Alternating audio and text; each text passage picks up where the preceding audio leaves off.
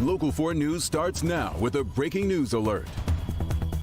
And that breaking news is coming to us from the campus of UNLV, University of Nevada at Las Vegas. That's where police confirm a shooter is dead after opening fire on campus. At an update just a few minutes ago, police said there was no further threat to the public. Right now, there's no word on the number of victims, just that there are multiple victims. We're going to keep monitoring this story throughout the newscast. We'll update you as we learn any new information. Our other top story here at 5, the video shows you how they pull it off. Brand new information into the crew that has been targeting high-end homes across Metro Detroit and the device they've been using to get around security systems. The thieves are using a device called a jammer, and that disables wireless communications that so many security systems use. Oakland County Sheriff Mike Bouchard showing multiple security camera videos of the robbery crew in the act. Let's get out to Sean Lay. He's on this story tonight. Sean, there's a lot of new information to go through here, including the sheriff announcing a big task force to try to share information and track these guys down. You mentioned a jammer. We'll kind of show you how that works in a second, but there is video finally of these guys. We want to get right to the video because it finally shows some of the guys what they're wearing, how they're getting in, and give us an indication of how they're getting away. For those people in those homes, they really need to up their game. This is the very first time we can show you the ultra-professional high-end home burglars in action, and they continue to get away with this across Oakland County. Covered from head to toe, shattering a back door, going in, coming out with large safes, cash jewelry, expensive watches. They're on camera many times, so what about security systems to these huge homes? They have that covered too. They utilize a jammer, which shuts down wireless. The houses hit are multi-million-dollar homes. 5 more hit in Bloomfield Township just in the last few days. Over the weekend, a woman called about a suspicious vehicle. She heard talking in a backyard. The crew was in a rental car, and it got stuck in the mud. They still got away. If the dirt road, car gets stuck in the mud, and they still get away? How does that work? Well, that's why we think there's been multiple crews. In this incident on Saturday, there was another SUV that pulled up after they realized they couldn't get away with the safe in the car, and it was stuck in the yard, that they were able to, another crew picked them up, and we were just literally behind them. Safe was there, they're gone. They were gone. Rental car and safe were there. Oakland County Sheriff Michael Bouchard announcing the formation of a massive law enforcement task force. For me, I'll say this, and I presume all my partners are the same, we'd rather check out 100 nothings and miss one real deal. So calling us is not a bother. Back here live. So a number of videos there we played for you. We'll put them all on clickondetroit.com. One in particular is they're going in through a shattered window. You see a guy hit just a button. That's the jammer. Wi-Fi goes down, security cameras and alarms go down as well. So the sheriff is saying try to hardwire those. When he says, Kevin, Devin, and Kimberly, up your game for homeowners. Listen, watch out. They want to hear from homeowners because they've only gotten one call so far, and that resulted in police, Bloomfield Township, being 1 minute behind these guys. Still got away, so they're getting close. Incredible. I mean, Sean, we can see them taking an entire safe, a big one too, multiple times, multiple homes. These guys are cool as cucumbers too when they're walking through. Totally professional, multiple teams. You see the video of them shoving the big safe all the way down those stairs? No one heard that? One safe was found all the way in Livingston County, cracked open, everything in it, gone. Incredible. Okay, Sean, we appreciate your report this evening. Sure. Well, you can expect a beefed-up police presence tomorrow downtown tonight for the lighting of the menorah in the D. That comes amid increased threats to the Metro Detroit Jewish community. Rod Maloney live tonight. Police are wanting to make this clear. It is going to be a safe, family-friendly event, Rod.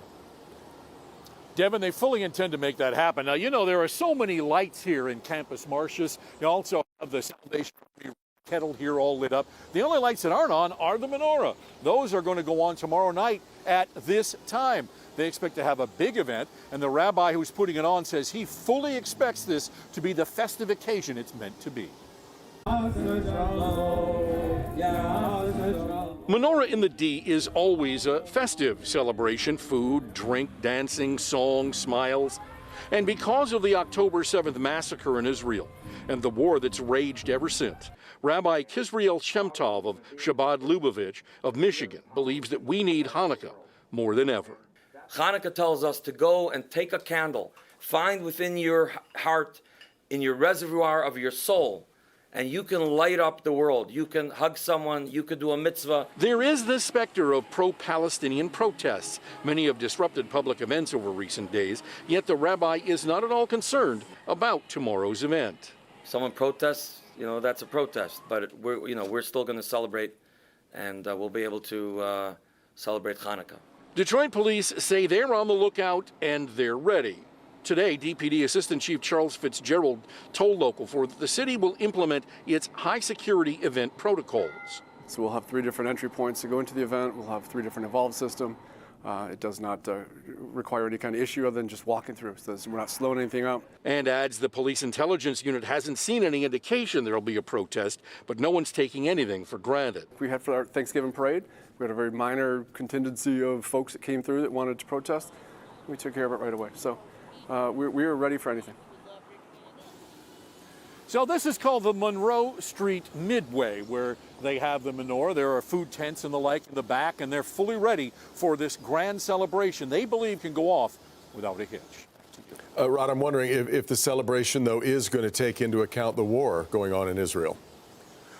As a matter of fact, they have brought in a couple of people whose family members were kidnapped on October 7th. Mom was released, but the dads have not. We're going to hear more about that coming up on Local 4 News at 11. All right, Rod, we will talk to you then. All right, we are all in on these Detroit Lions. It was a busy day at Allen Park as the team gets ready to head to Chicago to take on the Bears.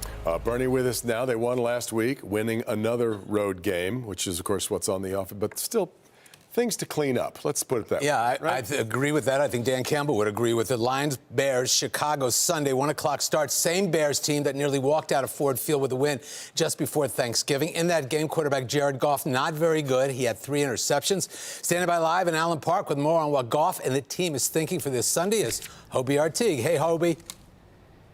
Hey, what's up, Bernie? Yes, it's crunch time for these Detroit Lions, still having a 3-game lead in the division. But 3 of their final 5 games are against teams from the NFC North, and it all begins this stretch on Sunday in Chicago.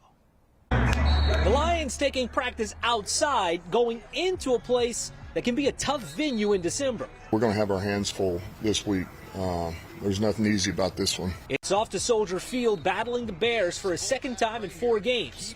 Last time, one the Lions survived with a late comeback. Yeah, I'm not worried about the whole revenge factor. I mean, we're hungry, and we got to win to win. So we want this too now. Errors almost led to a loss in Week 11. Jared Goff throwing 3 picks, his second most in a game ever. That a point of emphasis this time. I think they're so improved from earlier in the year and then even last year. How stout they are on the inside, how good they are against the run, and then how hard they play. Man, they play hard, and they've got really good players on every level. And on the other side of the field, Justin Fields. He's gashed the Lions' defense for 100+ rushing yards in each of the last 3 meetings. We got a good plan this time, so just trying to limit his athletic ability and limit how much he runs the ball, and because he's going to get yards, but just limiting the damage is all. A team that's all in, still finding ways to improve. These next 5 weeks are super important, and this is when, because you never know if this is our opportunity to make a run at it, and that's the urgency that needs to be had. And that's linebacker Alex Anzalone. He missed the game against the Saints. He had hand surgery, he told us, inserting a screw right there. But he was back at practice today. Remains to be seen if he'll be ready for Sunday. Who did not practice, that was center Frank Ragnow, dealing with knee, toe, and back injuries, something certainly to monitor heading into that game against the Bears. That's the story in Allen Park with the Lions. Hobie Artigue, Local 4. All right, Hobie, thank you much. 1 o'clock kickoff on Sunday. Knee, toe, and back. That's the NFL lately. Well, Frank Ragnow, he's been on that injured list all year long. I mean, it's unbelievable how tough he is to come back. Tough as a $2 steak, you know it. As a what? A $2 steak. Oh, $2 steak. Yeah, Okay. Yeah, love it. Devonism. Let's turn to the weather now. Steak. We take a live look at Little Caesars Arena from downtown. In fact, speaking of sports, Pistons taking on the Grizzlies in just a few hours at 7 o'clock tonight. Still got a few more days here of the earliest sunsets of the year. That's true. Let's get over to Kim Adams. We got to stay dry tonight, Kim.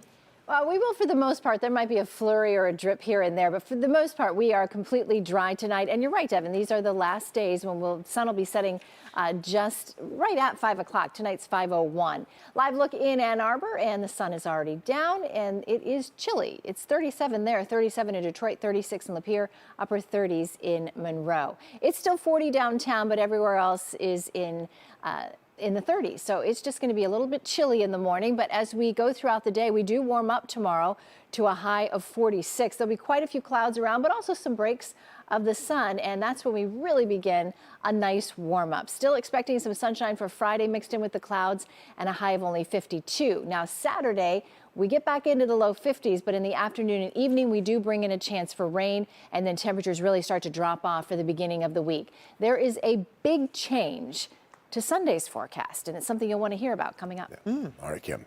Coming up, rescuers asking who would do something like this. New at 5, the horrifying trend happening to dogs in the city and what's being done to stop it. Couples share a lot of things, but for many that actually includes high blood pressure. Surprising results of a new study showing how spouses could be sharing a troubling health issue. But first, funding for the war in Ukraine at a crossroads. We'll have that next. Quick mention here, tomorrow is Mitch Albom's 12th annual Say Detroit Radiothon, helping raise money to help the homeless, children without medical care, veterans, students who dream of attending college. Mitch Albom is live at the Somerset Collection on WJR Radio, or you can watch it streaming on our website at clickondetroit.com. Donations of any amount are welcome. The Radiothon runs from 6 a.m. to 9 p.m. tomorrow.